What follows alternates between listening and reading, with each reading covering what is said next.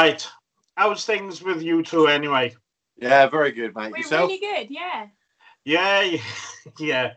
It's I found out why I couldn't record the Zoom because I had the wrong package. Oh man.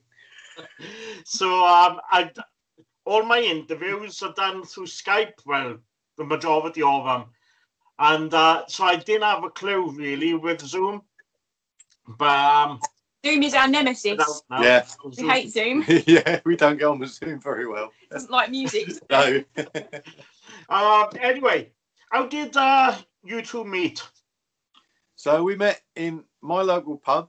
It was on a Friday night, and I just walked in, and there she was behind the bar on her very first night. Yeah. And we got chatting. I think actually, if we go into detail, I think I was out for the night in the pub I just started working in. Is when we actually first saw each other. That's when we first saw each other, yeah. But when we first met. So it was nothing to do with music. No. It was alcohol. Was you singing before you met, and how did you go about deciding on going down a musical avenue together? Well, we were both doing different projects. I had country bands, and I was in Meatloaf tribute bands, and all different sorts of things. Aaron was in rock bands. Yeah. And it took a little while for us to sort of start writing and playing together, like probably about 10 years. Yeah, It took a long time. Yeah, it took a while. So we got there eventually. It's so what growing up, what music was you into, and what encouraged you to go down the blues section? Well, I mean, I was always into rock music, and it was just literally a case I love all rock basically. But I also love blues, and the reason that I love blues was because my very, very first CD that I ever got was John Lee Hooker, and it was Boom Boom Boom, which is amazing riff and whatever else, and that really got me into the blues. And as well, I mean, I was already I love Bonnie Raitt, and it was really Aaron who introduced me into the more rock music, because the pub that I went to work in was actually a rock pub, so we would have bands in on the Saturday night, and I started getting to know like Led Zeppelin, and we had some great bands that used to go, and we had amazing times. Yeah. And then Aaron took me to go and see Thunder and Guns N' Roses. Guns N' Roses. And so really influenced me more into the rock side of things. So, yeah. When I listen to your music, you can pick up the blues side of it, but it's so, you can see the rock, or you can hear the rock influences in there, and it really, really sticks out, and it's really, really good. You know what I mean? Cheers, I've listened to the album many, many times now, and it's one of my, to be honest, it's like, why is it taking so long for me to come across you guys? Like, and it's so, you put it on and you think, wow, this is a good, feel good album. Thank you. And it's like you're there, you're trying to like encourage like planet rock, and so you're putting in you're saying, look, please play this band, you need to play this band more and more, and it's music's fantastic. It really, really is. Oh, cheers, man. Thank you. That's awesome. So you released Innocence of Youth last year. Can you tell me a bit about how difficult it was trying to record during the COVID, and how long did it take to write and record? Well, we were actually really lucky at the beginning of COVID, because we'd already recorded Innocence of Youth. Yeah. It came out at the EP, so like 5-track EP. It came out in May, but so sort of lockdown was like March, and we'd recorded it and we'd finished in February. So we were really lucky, because that being able to release something so quickly in lockdown really helped us to get through. Yeah. And also it gave us something good to promote, and and then we went into the studio late to record the album because of the national lockdown, and we eventually managed to get in But it was kind of a really good time. And we've tried to look, along with everyone else, you know, we've tried to look at the positives, what we can do during lockdown. Yeah. And like you say about sort of, you haven't really come across us, and we've worked really hard to use social media to promote ourselves, because it was like, because we can't do anything else. and we're totally independent, so we've got no manager, no promoters or anything like that, have we? So no label. So, and we're really seeing that as like a bonus now. Yeah, absolutely. And that it was always the plan to, you know, do lots of self-promotion in a hope that we would get noticed and signed. And now we're loving the independence. Yeah, it's kind of like, do you really need to be signed? Yeah, do you need a label? Maybe not, you know. So well, when you look at things, especially when it comes to labels, sometimes they can be more of a hindrance, because when they are interfering with the creative side of the music, telling you, as last time we spoke, when you said about them telling you what you how to change things, how to go forward with certain songs and stuff like that, and having independence. Maybe some people are scared of it. But it's a lot of hard work. There's no two ways about it. I can honestly say, we have, neither of us individually, we have never worked as hard as we've worked this last year. And it's 24/7. It really is. We are not complaining. We are choosing to do it, and we are happy to do it. But the benefits are you're in control of everything you do. Yeah. I mean, you're all right. You've got to pay for everything, but at the end of the day, you'd end up doing that with a label anyway. But it's just a case of you end up having to front the money up yourself to start and the thought of like people having a say in like when we're going to release and that kind of thing. We just work to our own schedule, and our creativity is in the fact that we create the music, you know, and we go know by what we love. What we love. Yeah. If we love it, we'll release it. We can't change that to suit somebody else, because if we then don't love it, there's just no point, because it's not us. So if someone say to you, right, I don't like this song, we might love it, but say the label doesn't love it, but they love this other song that we don't love. We just you can't put yourself into that, can you? You know, so it's like I was talking to my friend not so long back, and we were talking about the days of multi-million pound contracts is gone. Like it's unless you are major star, maybe somebody like Billie Eilish or somebody like that, or Metallica. But the days now of having, here you are, here's a massive advance, is not there. And it's, I think, if you put the hard work in, you're going to reap those rewards, rather than putting in the hard work and the record label reaps the majority of the awards. So, and with what you're saying about being their full-time job, it's like with my therapy through a lens, I'm like, oh God, I've got so much going on through the week with album reviews, and it's only me which does it. So it's like album reviews, written interviews, audio interviews. Then I've got sort out the website on the Friday for putting it all together. And sometimes I think, oh, should I ask for help? But at the moment, I just feel like yourselves, I want to be creative, and I'd rather do it myself. Yeah. Well, you're in control of it then, aren't you? Completely. Yeah, definitely. It's scary to let go. Yeah, it is. Yeah, but at the same time, you know that everything that you do is from you, then, isn't it? Yeah. It's it's like I've thought like in the past going, all right, shall I bring somebody else in to do some album reviews? But then I'm thinking, God, what if they trash the album? Yeah. Because even if it's an album which I'm not fussed on, I won't write negatives about it. I'll write the positives of what I can hear. Yeah.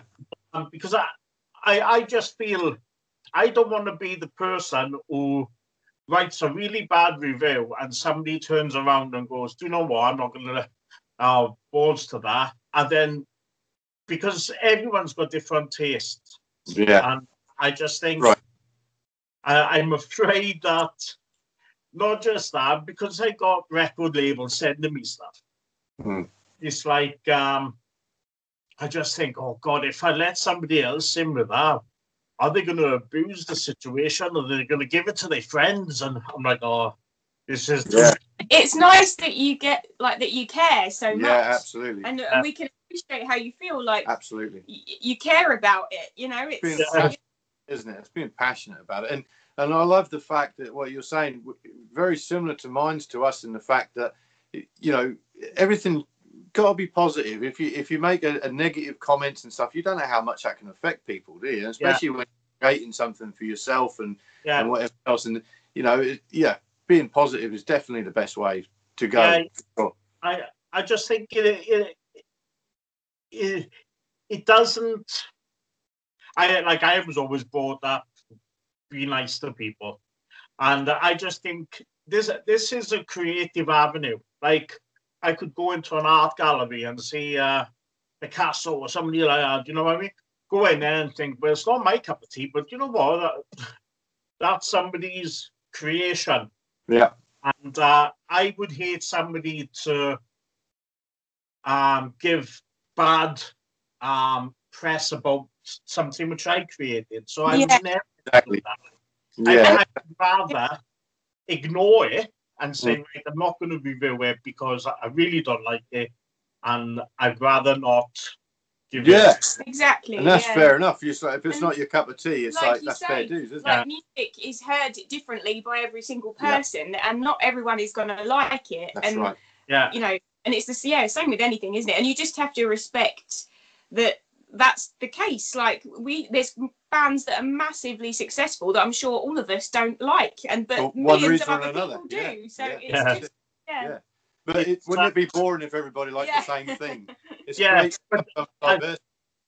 I'll be honest with you all. I'm having all, because my taste in music is so wide range.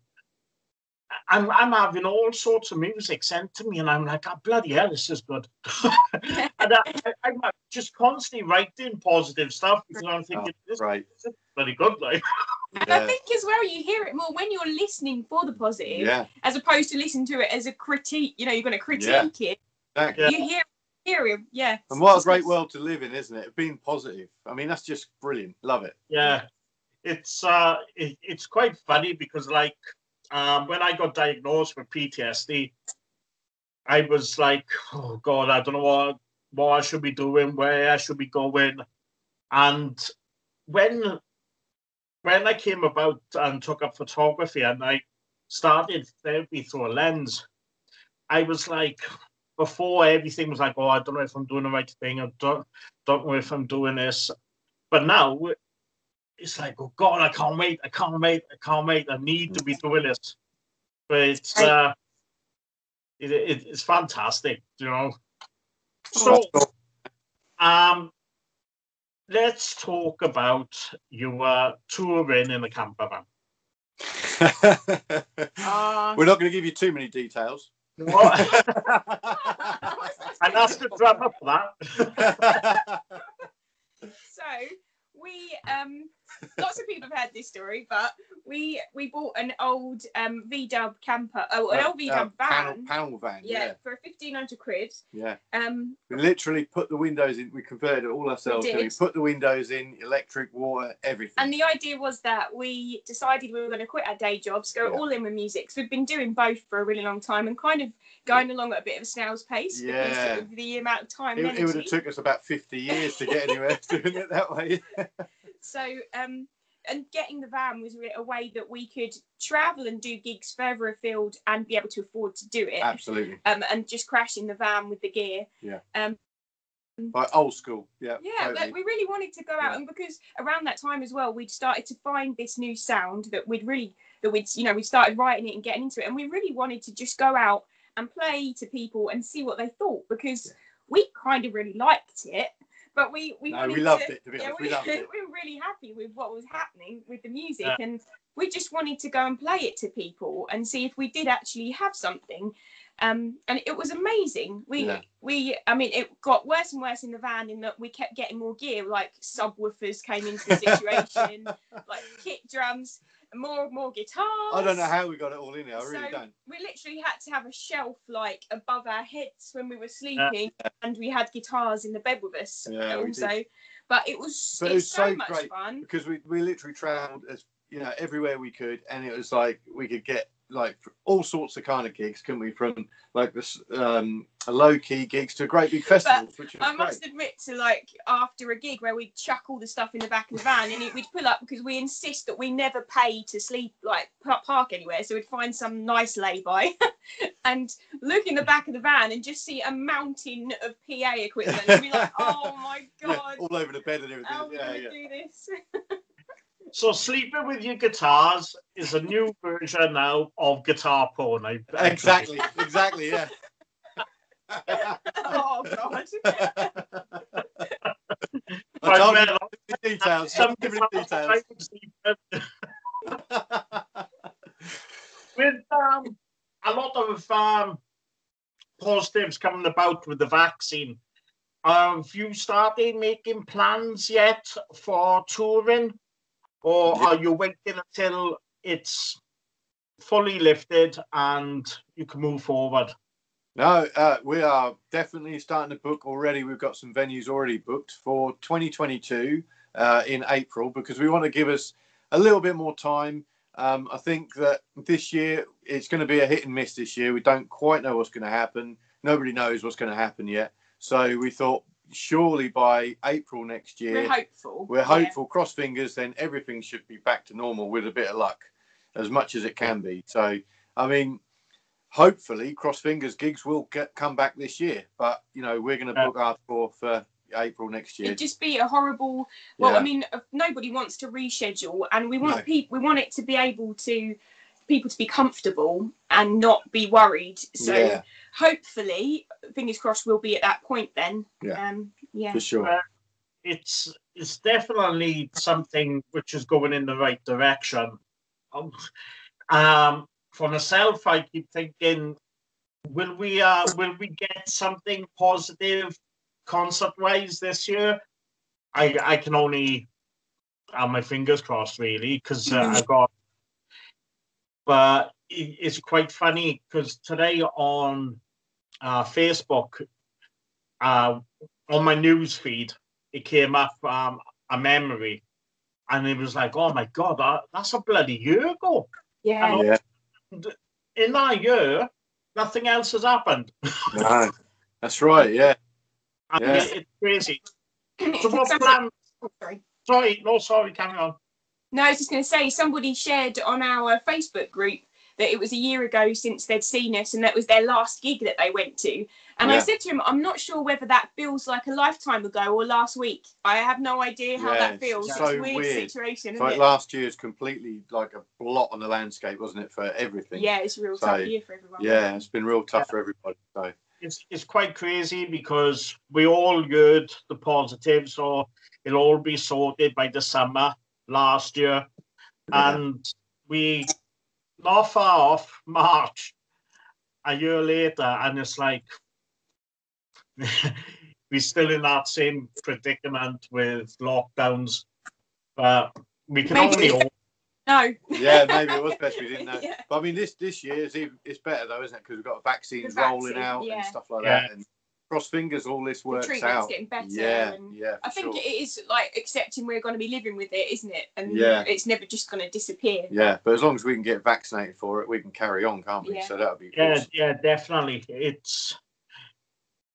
There's positives there, and I can see on my social media how many people just want to go, right, come on, I want to go to a concert, I want to where's my injection? Everybody was like unsure about it. They're like, come on, inject me on the way in.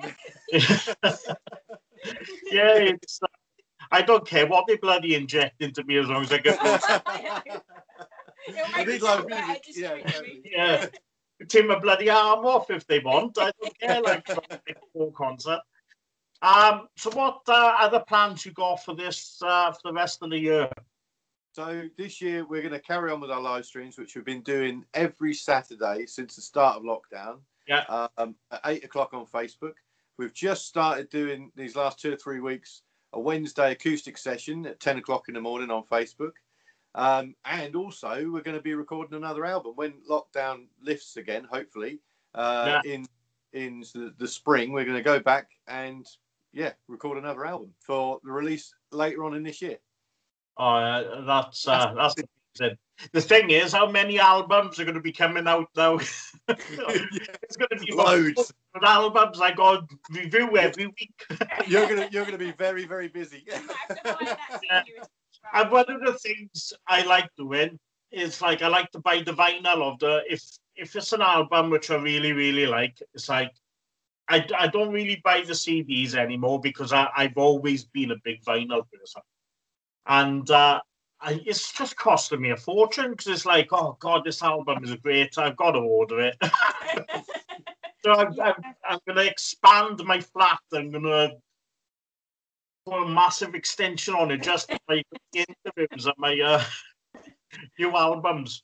Oh, so you've been writing a new album, and you're hoping to have it out by later this year. Yeah, that's the plan. We're going to hopefully release it sort of September, October time. And so we're going to go in, record it throughout the spring, probably take 2 or 3 months. Hopefully, if we can do that with the lockdown situations and stuff, which we should be able to. I think we're pretty confident, aren't we? Yeah, and we're lucky that Adam, our producer, he also is the mix engineer and our bassist, drummer, and keyboard player. So it's not like there's a lot of people coming in and out. So we're really hopeful that we'll be able to. And because we're in the middle of nowhere, or we will be when we're recording, it's just him on his own in his studio, his house studio, and we can social distance from him as well. So it's really cool.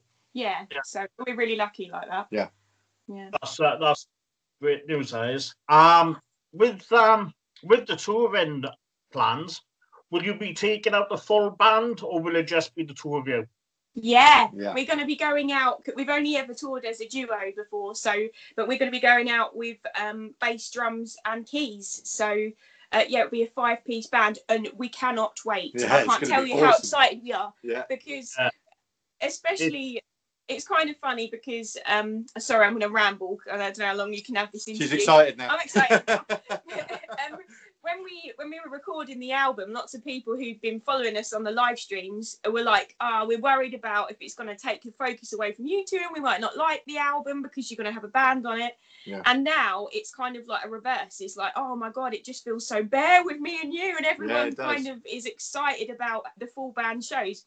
And so it's just going to be really exciting to go out. And it's kind of, because it's our first UK tour and it's the first tour with a full band. Yeah. So it's just going to be, it'll be so good. Yeah, we're really looking forward to it. Yeah. The thing with having an old band there is that when somebody comes to watch you, you're watching a concert. When it's the two of you, it's more personal. Mm-hmm. So you come in to see you two. And that's something is more intimate.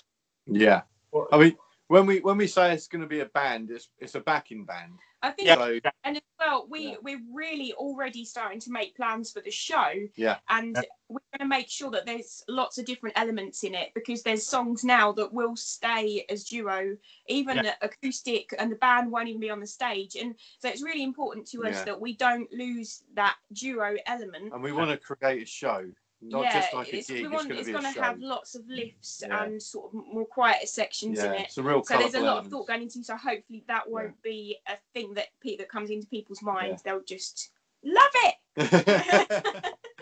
I'm excited for you because when you tour, I will be there. That's no. Oh, nice, dude. We're going to be having a drink for sure. Yes. Yeah, definitely. I want to see these guitars which you sleep with.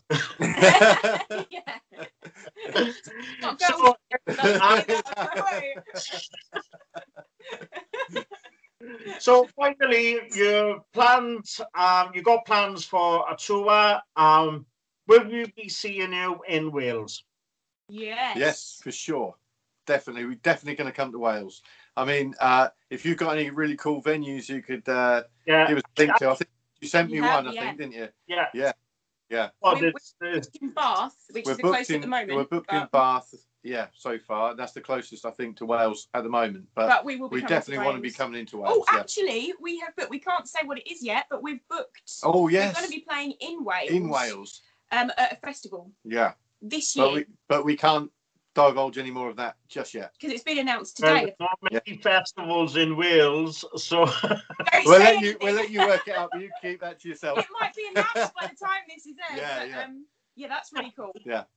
I'm going to be on the internet now going like, which festivals? No, it's this has been fantastic. I do apologise about the last time. It was a pleasure, my dad ruined it. I was in the car. I was but it's been fantastic. And I wish you all the best with the new album when it comes out. And I will definitely be able to be here with you on tour. So thank you so much. So speak to you soon and have a good recording session when you start. Thank you very much. Cheers. Cheers, my man. Enjoy listening to your album. Bye. See you soon. Bye. Cheers.